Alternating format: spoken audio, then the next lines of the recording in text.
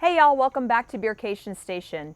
Before we get too carried away, quick shout out to my girl Danielle for her custom shirts, Morning Skies designs. Information is posted below. Check it out. On today's episode, we'll recap our tour of New England featuring some of the breweries that didn't quite have enough video to make their own episode, and also give you some ideas to think about should you plan a trip out that way. We started off the trip landing in Boston, and within a couple miles of our hotel was Trillium Fort Point. Check out the video if you haven't. After touristing around Boston for 2 days, we picked up our rental car and headed off to Burlington, Vermont. Located on beautiful Lake Champlain, Burlington has something for everyone. A small city, but a good-sized walking area downtown with restaurants and shops, and also breweries. Foam was probably the prettiest of all in Burlington, right on the lake.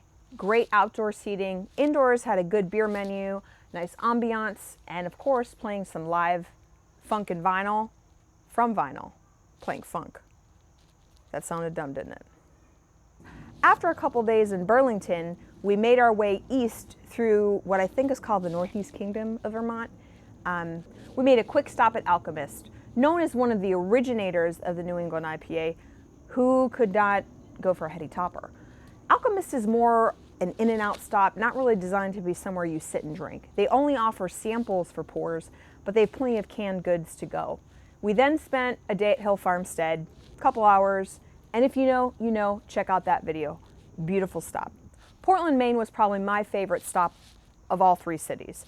We got to spend time at Allagash, as you saw. Some other breweries, Battery, Steele, and Definitive, are all within that same area. Foundation is also there. Just a really nice, you could spend a few hours walking between all the breweries and not have to drive anywhere. We spent some time in downtown Portland. Probably the coolest place we went to in Portland was a beer bar called Novari Res. They featured a very lengthy and comprehensive tap and bottle list. And what was really neat is they had bottles from Jester King, from Burial, from Oxbow, yes, they're local, but from Unane. They had California breweries out there. They had California wineries. It just kind of blew our minds that we were able to have that much beer from all over, all in one place. Really cool side note, on our way east from Burlington over to Portland, Maine, we ran into other beer nerds. Turns out they're a team from Transient Artisan Ales out in Michigan. They had a beer tasting, a tap takeover at this beer bar, Novari Res. One of the brewers said, yeah, we'll have a couple barrel-aged stouts. By a couple, he meant eight barrel-aged stouts, all of different adjuncts, different barrels. So we did the responsible thing and planned to attend that beer tasting. It was incredible. It was a great environment, great beer. We had to take an intermission to go get some food, but was probably one of the highlights of our time in Maine. Also, to complement our time in Maine, we were on a very strict lobster diet. Lobster rolls, lobster mac and cheese, lobster lasagna, lobster soup. If there was lobster, you bet we tried it.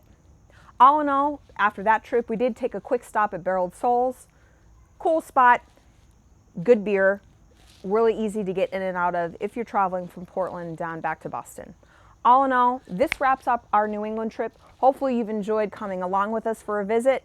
We'll post links below. Do not forget to like, comment, and subscribe. Click the button below. All right, y'all, we'll see you soon. And remember, every day should be a beercation. Cheers. Lobster rolls, lobster mac and cheese, lobster lasagna, lobster soup.